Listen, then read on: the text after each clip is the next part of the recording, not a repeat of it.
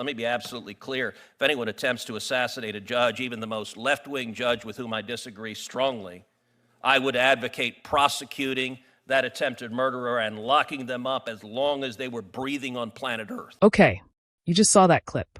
And I know some of you are already fired up, because honestly, so am I. That was Senator Ted Cruz, and whether you love him or hate him, what he just said deserves a real conversation. Because he's not wrong. And I'll explain exactly why after we watch the full thing together.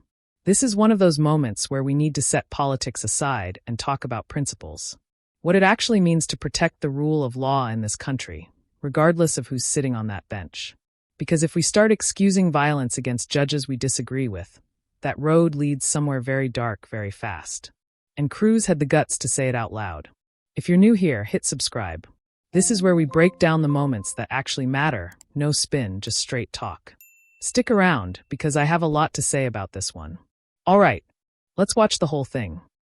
By the way, Judge Boardman, Mr. Chamberlain, what are the consequences of a partisan left-wing judge concluding, because of my ideology, coming to attempt to assassinate a Supreme Court justice is okay? I'm going to give you a slap on the wrist. I'm going to deviate down 22 years and release you when you're 35 years old so you can terrify other judges. What are the consequences of that?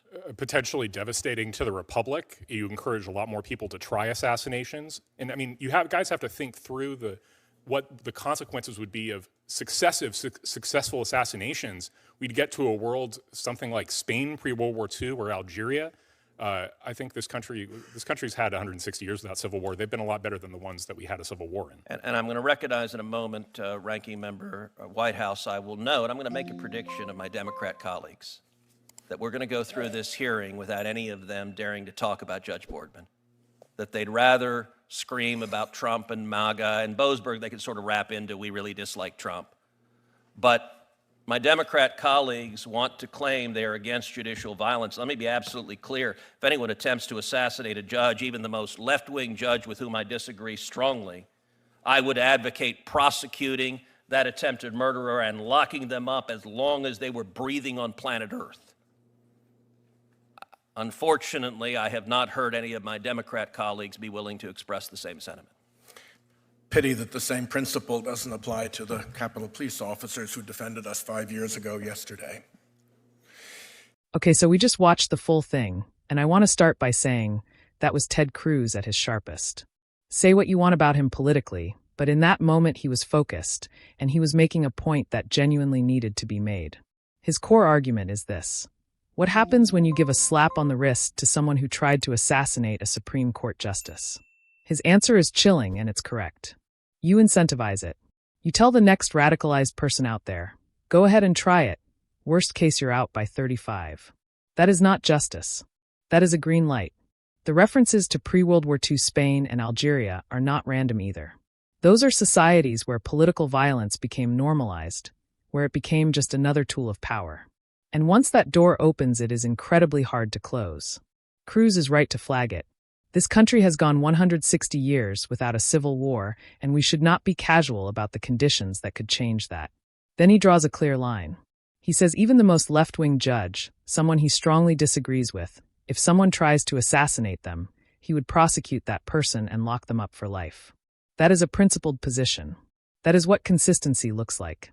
You do not get to choose which judges deserve protection based on who appointed them. The rule of law means the rule of law for everyone. Then he turns to his Democratic colleagues and asks, can you say the same? And based on what he's describing, the silence says everything. Look, I'm not saying Ted Cruz is perfect, nobody is. But what he did there was hold up a mirror. He pointed out that we have people in this country who will loudly defend judicial independence when it suits their side and go completely quiet when it doesn't. And that is dangerous.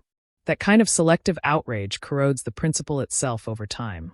And that final line about the Capitol Police officers from 5 years ago, that was a deliberate challenge, and it landed. He's asking, where is this same energy for them? You cannot apply your outrage selectively and still claim you stand on principle. So where do I land? I think Cruz did something rare in that hearing. He cut through the political theater and focused on what actually matters.